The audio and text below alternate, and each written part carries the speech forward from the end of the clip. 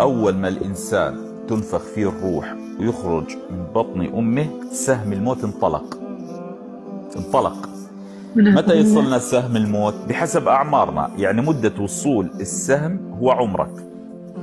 أثناء طريق مرور السهم الله عز وجل كما قال النبي صلى الله عليه وسلم: لا يزال البلاء بالمؤمن حتى يلقى الله وما عليه خطيئة. الله عز وجل يغسلنا مثل إنسان يمشي يريد يصل مكان والأرض طين، فقبل وصولنا لقصر الرحمن الله يهطل السماء مطر حتى ينظفنا من دنس الطريق. الله عز وجل شانه يرفع المؤمن بقدر صبره على ما ابتلاه، لا بقدر طاعته. الأنبياء الله ابتلاهم.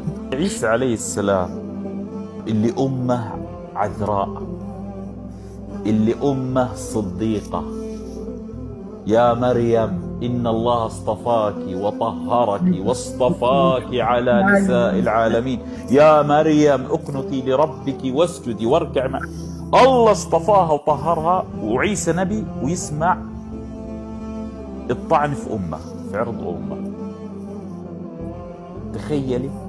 فلا تظني أن الابتلاء سلم منه أحد. تخيل النبي صلى الله عليه وسلم أراد النجاة لأهل مكة وقالوا عنه ساحر كاهن مجنون وأخرجوه من مكة. تخيلي. ولما وصل المدينة اتهموه بشرفه عائشة، وما حد يسلم. لا تحسبي احنا جالسين VIP في الدنيا، ولا تحسبي احنا جالسين نرتاح. ما حد على فكرة، حتى كل حد يهبط على هذا الكوكب سيبتلى، لأنه هذا ليس كوكب راحة. النبي صلى الله عليه وسلم يقول: حتى الشوكة يشاكها إلا كفر الله بها الخطايا. فما ظنك إبرة دكتور ألم أقوى، فما ظنك إذا كان مرض جسدي يلعب ويذهب ويأتي ويؤلمك. عدد الحسنات شغال.